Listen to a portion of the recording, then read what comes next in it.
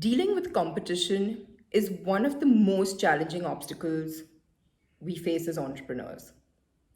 Typically, we're up against a company that has a bigger market share, more funding, a stronger team, and various other factors that make it feel like an uphill battle. Today, I'm here to share with you how you can wipe out the competition. I'm a first time restaurateur and entrepreneur. About 10 years ago, my husband and I opened a casual fine dining restaurant in Mumbai, which catapulted to a resounding success and even ranked amongst the top 5 in the country. Our executive chef and us couldn't have been happier, and we basked in the limelight of the restaurant for many years.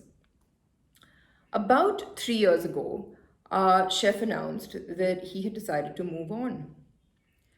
Now, let me tell you that in our industry, that kind of news doesn't help you sleep well at night. When the one person, your key man, the face of your brand, decides he wants to move on, all sorts of thoughts start running through your head. Will the business be able to survive this departure? How and where am I going to find a replacement for the one person who's always been there? How will we continue to innovate? Will my employees now start leaving because they feel like they no longer have a mentor or because they want to get out before the ship sinks? How do I reassure and motivate them when I myself have so many doubts? What will my customers think? Will they stop coming because of a perceived deterioration in quality? What will my fellow restaurateurs think? As if dealing with the challenges of the existing business weren't enough, someone WhatsApped me a screenshot of a city tabloid's gossip column that mentioned our chef was in fact moving on to open his own restaurant and already had investors lined up.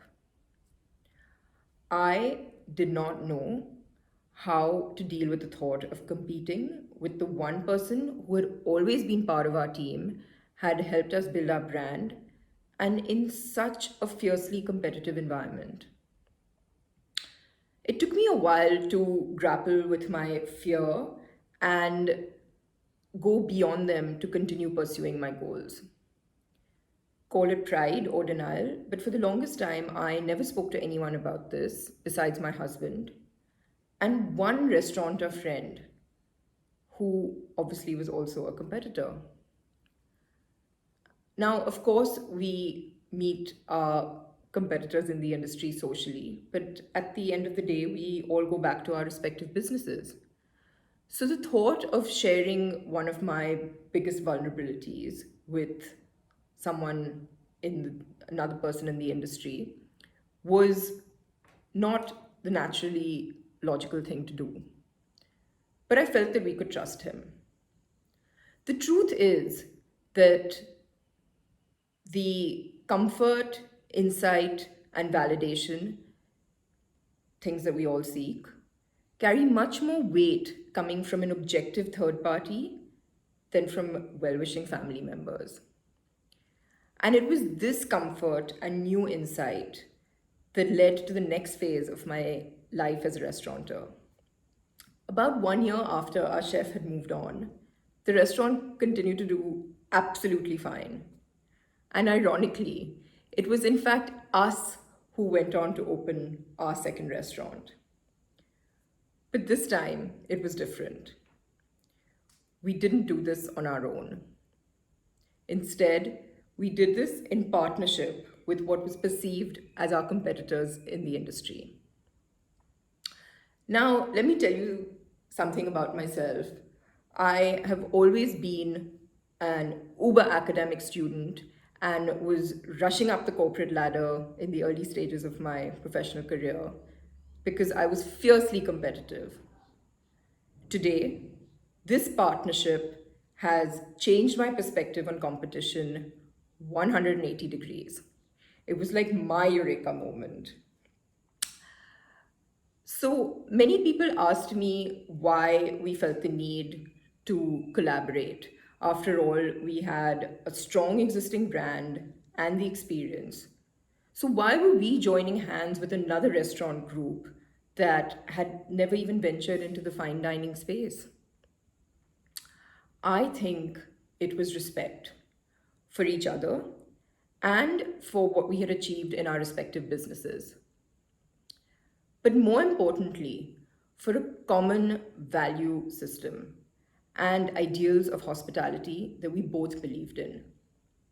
Now, some might say that having this much in common made them our strongest competitor. But I flipped that. Think about this. Wouldn't you be stronger with someone that you had so much in common with? Wouldn't you be able to work more easily if your minds were disaligned? And that's how our latest casual fine dining restaurant came into being. A collaboration between two restaurant groups with a combined 18 years of experience between them. On a very practical level, the benefits of cooperation over competition are immeasurable. For instance, on average, a typical restaurant will take between 9 and 12 months from conceptualization to opening its doors. With our knowledge and pool resources, we did it in a record breaking 5. Imagine all the rent we saved. Our strength lay in setting very high standards for our one restaurant. Our partners had the knowledge of running multiple businesses, and with that, the experience of systems and processes. So we were able to play to each other's strengths. Why share profit? Because you can also share risk. And in an industry which has a 90% failure rate, yes, 90%, that's definitely worth thinking about. I'm in no way saying that there's no place for competition or that competition shouldn't exist in the world. It is through competition that value and quality improve. But the idea of every man for himself or every business for itself now seems very outdated to me. I believe this idea can make the culture of competition counterproductive. And although this may seem very contradictory, it's through non-competitiveness, pooling resources, sharing information, and promoting each other that I see the smaller businesses competing with the giants. So before I finish, let me ask you one favor.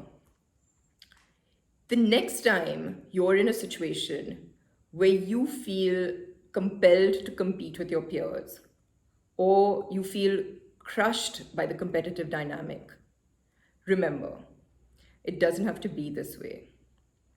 Remember that as long as both parties have something of value to offer, collaboration can lead to much better results than competition if executed properly.